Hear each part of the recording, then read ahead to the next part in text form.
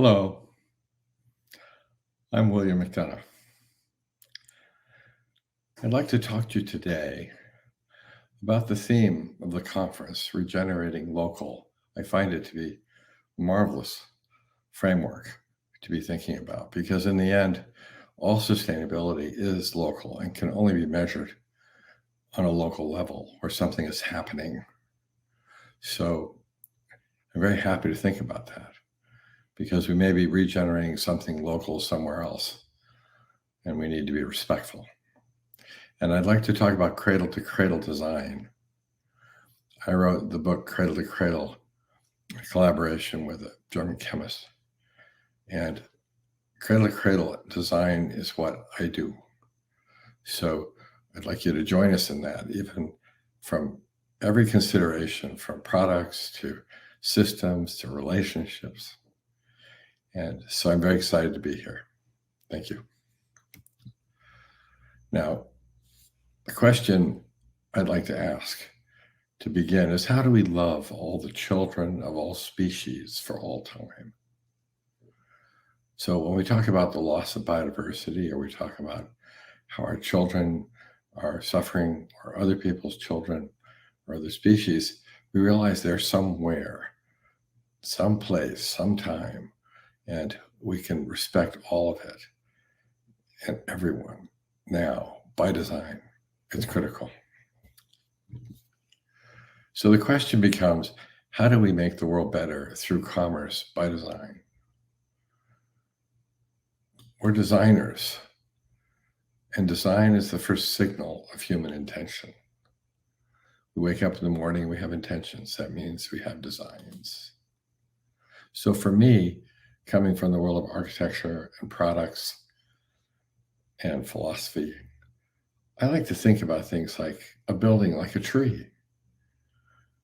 Think of what a building can do and how a tree behaves. A tree emits oxygen. So when everybody says, oh, we have to have zero emissions, well, let's not forget trees emit oxygen. It sequesters carbon in its trunk and elements. But to ask for a zero emissions tree would be to say we're finished breathing. So think hard about this. Can we design things this beautiful? Sequester carbon, fix nitrogen, accrue solar energy, create food, fuel, water, provide habitats for many species, create microclimates, change colors with the seasons, and even self-replicate. How are we doing?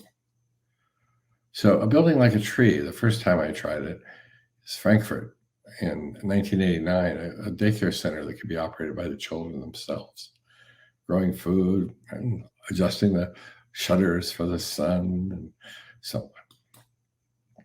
A skyscraper in 1989. So remember, this is 34 years ago. I said, here's a building, but what if you plant 10 square miles of trees in Poland to go through this, to go support this project and its carbon footprint? And it ended up on the front page of the Wall Street Journal. And think about this, it's so long ago. At the time, the cost of planting the forest was only 1/10 of the advertising budget for this building. So the Wall Street Journal didn't dismiss this. They just said, how curious someone would think like this. And today, we have all these discussions around offsets and how to deal with the carbon question. So Cradle to Cradle had 3 fundamental principles. Waste equals food. So let's eliminate the concept of waste. Secondly, use clean energy. And thirdly, celebrate diversity in all its forms. This is nature. And in nature, we have a biosphere and what we call a technosphere. So we can design things that are designed as consumption products. They go back to soil safely. And we can have other things that are designed what we call technical nutrients, where the product is really a service. We want the use of something, and then we can return it to the technosphere, metals, for example. So first we stop and we decide, where does this product move to next? Where is it coming from? And it's local. So if we design a product to be a biological nutrient, as we did here, these are textiles designed and made in Switzerland, so safe you could eat them, with pure water coming out of the textile mill. Less expensive because there's nothing to regulate. Beautiful, beautiful product. Affordably made in Switzerland to this day. At the same time, I work with Shaw Industries, part of Berkshire Hathaway, now the largest carpet company in the world. And we redesigned their carpet to move from PVC and nylon 6/6 face fiber to thermoplastic polyolefin and nylon 6, which can go back to caprolactam. So the carpet company is storing its raw materials on its customers' floors. Imagine that. So 88% of the products now from that company are Cradle to Cradle certified because I created a certification program to go with our work. So I'll talk about that again later. Now, the 5 goods of Cradle to Cradle are: first, material health, circular economy, renewable energy, water stewardship, and social fairness. So it's important to have these 5 conditions. It's not just simple circular economy. To say I have a product and it's circular, well, what if it's toxic and you're doing it again? So the real question is, what are these goods? And if you think about the 17 Sustainable Development Goals, they're wonderful, but there's 17 of them. And for a lot of enterprises, they have to sort through and pick the ones they have to focus on. But what's nice about our 5 goods is they're predicates to all 17. So I'd love to work with all of you and my companies to help you do these 5 predicates for all those goals. And we can share what we've learned with all these people over all these years. So we created at MBDC a certification standard, which we then gave over to the public through a not-for-profit that I founded in the United States, but it's global now with Michael Braungart. And so it's a program and a product standard. It's independent, third party, and we are assessors for that, along with others we've trained. So it's very exciting. Cradle to Cradle is about quality. The circular economy, which I've also been very involved with since the beginning, is about quantity. It means again and again. So we want high quality first and then useful products over and over again. And that's quantity. So the linear economy is take, make, waste. And the circular economy for us is retake, remake, restore, and regenerate. And all sustainability is local. So I first started presenting this publicly at scale, working in China in the early 90s after the Earth Summit. And here is Madame Döngüsel, Deng Xiaoping's daughter. And we had a program there with the US when we used to talk to each other about these kinds of things. And the marvelous thing is that paper I'm giving her is entitled Cradle to Cradle and the Circular Economy, the Search for Eco-Civilization. I've had a chance to present these things as well at the World Economic Forum, where I was the chair, their first Meta Council on circular economy, which was a great privilege. Now, if we look at the history of even circular economy, we find here's our diagrams, biological, technical, in our books. And then here's the Ellen MacArthur Foundation, picked it up, and there's biological, technical, you see. So it's drawn from our work.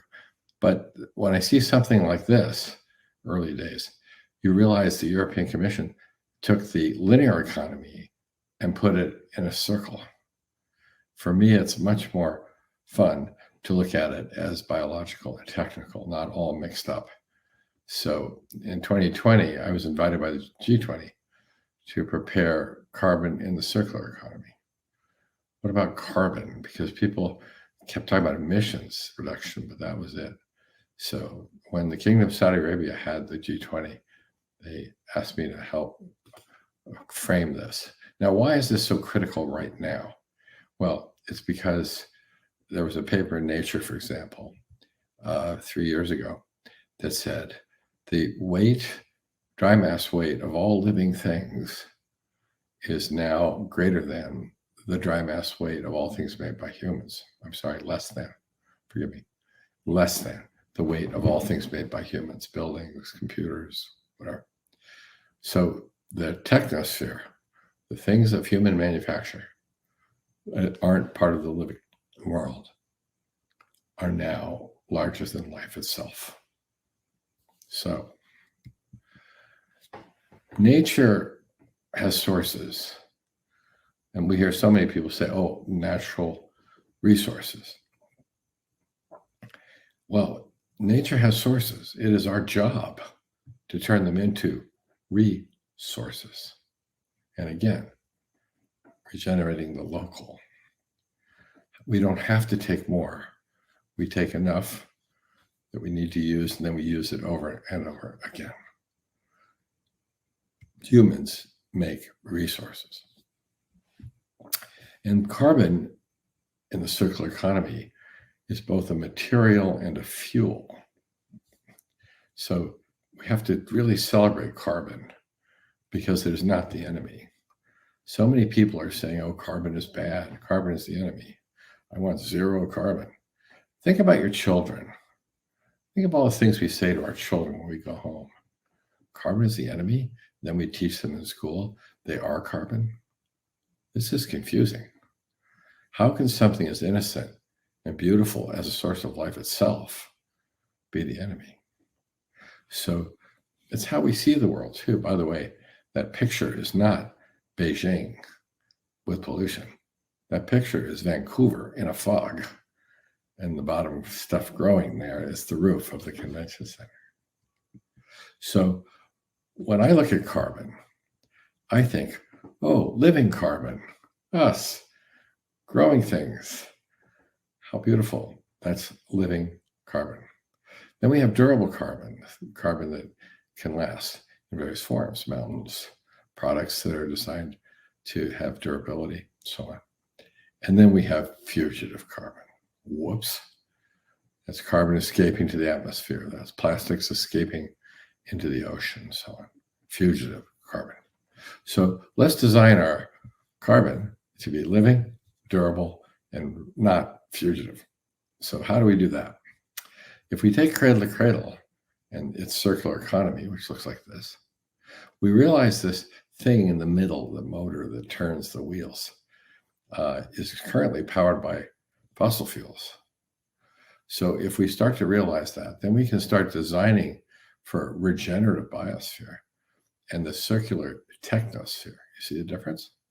So when people come and say, oh, I'm circular, well, you're in the technosphere. But they don't know when to distinguish regenerative from circular. I'm trying to help everybody by distinguishing these two. So we have a regenerative biosphere and a circular technosphere. Now, if we look at the energy coming from the geosphere, it's going straight up to the atmosphere. That's the problem. So first thing we have to do is reduce our emissions by 50% by 2030. That's why I'm showing a goal. That is only 7 years from now. And we have to reduce our emissions by 50% in that time if we expect to meet the Paris goals. So remove has to be added to reduce, reuse, recycle. We also have to have remove carbon from the atmosphere. Now you'll see on the top left, that's nature-based solutions. That's removing carbon from the atmosphere with trees and seagrasses and mangroves and all these beautiful living things. On the right side, though, we're going to have human technology must come into play. And we need to find ways to capture carbon from the atmosphere with human work. So this was presented to the G20 in Riyadh in 2020, and it was endorsed by the G20. It is now the energy program of Saudi Arabia, and other people are taking it on. The great thing about cradle-to-cradle design and this kind of thinking, it works at every scale. We can work with molecules, we design products, we do buildings, we talk about planetary systems. This is a new invention that I share with some scientists at KAUST in Saudi Arabia, which was designing an element we can use to make our concrete capture carbon and work with the various kinds of sand that previously have not been able to be used. So it's a very exciting development. And this is the kind of thing where our concrete is going to be absorbing massive amounts of carbon. So I want concrete to act like trees. You can get in touch with it if you're interested. And then this is an example of the River Rouge plant that we did for Ford Motor Company at William McDonough Partners. And there is the largest green roof in the world at the time. And think about that. You're, instead of outsourcing carbon emissions, you're insourcing. In effect, instead of offsetting, you're insetting. Why wouldn't you spend money in your own enterprise to ameliorate the situations you have, instead of sending it halfway around the world and not knowing what's happening? So in this case, that roof is a habitat for birds, as you can see here. 5 days after the roof was laid down, the birds started nesting. Beautiful. But it also saved Ford $35 million in capital costs because it was a lot less expensive than chemical treatment plants and pipes for their stormwater systems. And all those parking lots you're seeing are all porous paving and all absorb water and purify it through gravel beds and into natural systems. And it saved $35 million in capex, which is the equivalent of the profit on $90 million worth of sales. So the board was quite excited about that. We just finished YouTube's headquarters in San Bruno, California. It was previously Gap corporate campus that we did for them, but it's living roofs and green roofs. So it takes care of stormwater and produces energy for them. We were asked to work on a space station for Mars, and NASA did me the great privilege of letting me work with the design teams to design a building on Earth first, which we did. It's in Mountain View, California, and it's NASA Ames Sustainability Base, they call it. It's designed to be reused in all its materials, and it can produce 40% more renewable power through the solar and geothermal than the building requires. It was built with a normal federal office building budget and on time. Here for Davos, I designed a small pavilion for SABIC that sits on top of a men's clothing store and a beauty parlor, and goes up and down. This will be the 8th year it's being put up. It uses nanotechnology for lightweight insulation, and it can just come apart and go back together. In the clothing sector, CNA was able to make jeans that are so beautiful. They're certified gold, and we have a platinum, that are organic cotton, and the materials can all go back to the natural world of health and safety. But I think they're beautiful also because they're 28 euros retail. So the idea that we say this has to be expensive isn't right. We can do amazing things when we get our minds to it. Here is something that is not 28 euros retail. It's an exquisite cashmere sweater from Ralph Lauren that is cradle. L'Oreal is working with us. We do their assessment here for the Climate Pledge Friendly badge for Amazon. Amazon features our work, and Jeff Bezos and I made announcements on September 23rd, 3 years ago, announcing the program, and we were the first products to be put in it. Other certification programs have taken up our standard as well. Now, the thing that's important to remember, being less bad is not being good. Simple message. You can tell this to your children. See, we don't go out every day and tell our children, go out and be less bad today, right? So I worry about this less bad. If it's just a goal, for example, it wouldn't sound very exciting. less unsafe, less unhealthy, less unjust, less economically driven. So net zero, really? So net zero for business people is strange because it's down to the right. And let's have nothing. That's not what we do in business. We're trying to create something. Not just less bad, but how about more good? So a good would be delightfully diverse, safe, healthy, and just. It'd be regenerative, local. And we would be able to see clean air, equity, elegance. So it looks more like that.